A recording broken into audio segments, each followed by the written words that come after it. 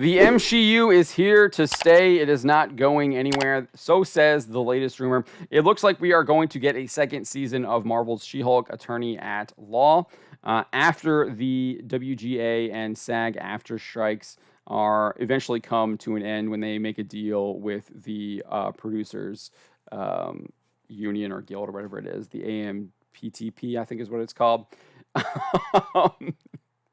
So this is the rumor. My time to shine. Hello. He seems to be kind of like the biggest scooper out there now. I feel like he seems to be the one getting all the scoops, or at least putting out a lot of the rumors, especially when it comes to Marvel and DC and a lot of this stuff.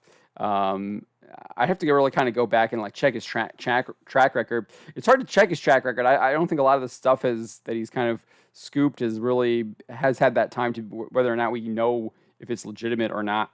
But anyways, this is what he posted. He says She-Hulk Season 2 is happening, or should I say will happen, post-strikes. He then shared a gif of She-Hulk screaming. Many will sure write this off this rumor as yet another piece of shot in the dark speculation concerning the MCU's future leveled by one of the many online individuals who claim to have insider knowledge of Marvel Studios and Disney's inner workings. It should be noted that My Time to Shine Hello has a particular respectable track record when it comes to past scoop. Actually, okay, so Spencer's already on this for me. Apparently, he has an 85.7% correct per analysis of their scoops provided by the Marvel Studios Spoilers subreddit. The Scooper's notable leaks include the news that John Bernthal's Punisher would be returning, the reveal that the Illuminati would not survive the events of Doctor Strange: The Multiverse of Madness, and the confirmation that one of the Ant-Man and the Wasp Quantumania's post-credit scenes would be related to the upcoming second season of Loki. All things considered, it's not out of the question to imagine that My Time to Shine Hello could also be on the money with their claim that the Jade Giantess's solo adventures are far from over. So there you go. Spencer kind of anticipated what I was going to say here in this article. So we do now have kind of like his track record, 85.7%. It means he does get things wrong, around a 15% wrong. But that could be things had changed, that were previous planned, whatever. We know these things do happen. When we actually have scoops, specifically we had a Dune scoop, we did get it right that they were going to race swap and gender swap Leah Kynes. They did indeed do that. But we had also said that she was going to have her death changed, and they actually did not change. They actually kept her death the way it was actually in the novel, getting eaten by the sandworm. But I think they changed that after we had scooped that, because obviously they still kept the actress and did all the gender swapping and the race swapping. So things can obviously change from script to production, pre-production to production, and everything like that. Things do happen to change. So notably, prior to the scoop, the chances of Jennifer Walters getting another solo outing were murky at best, with series director Kat Coiro even realizing early on that a renewal was not likely to be in the cards for arguably Marvel's worst project. Asked by the Wrap's Andy Ortiz in February 2022 ahead of the series premiere, Coiro replied, "I will let Kevin Feige answer that question. For now, we have done a season and it's coming out sometime this year, and we'll go from there." Later, speaking to the Direct's Pamela Gores, I don't know. Following the conclusion of the first season, Coiro would be asked if there was anything she would want to do differently if you got the chance to expand on Jen's story again in a potential season 2.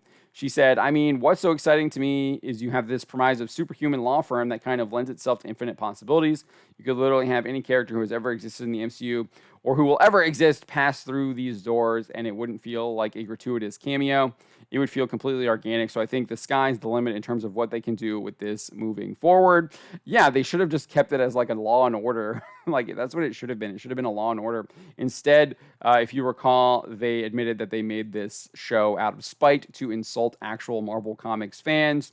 And if they do a second season, I can't imagine them not continuing to craft a story written out of spite rather than something that would actually entertain people. I just don't think that you renew a second season of She-Hulk without continuing that type of storytelling.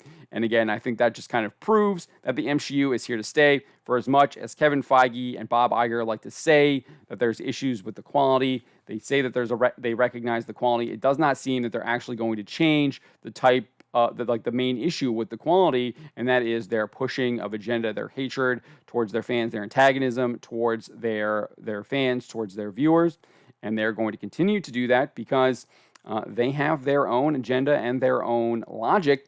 It'll be interesting to see if it eventually holds up, as they're now facing lawsuits by their own investors, their own shareholders, for basically lying about like not basically they aren't staying in good faith to the company and trying to create things that are profitable and lying to them about it.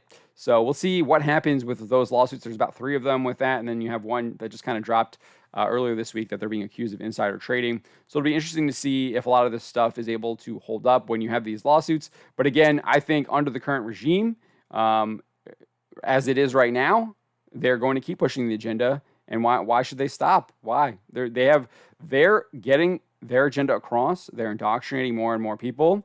And yeah, they might be losing money, but I do think that they are significantly influencing a vast number of people in this country and abroad with their agenda. And I think that's truly the metric they are using for success rather than any kind of profitability. Subscribe for more.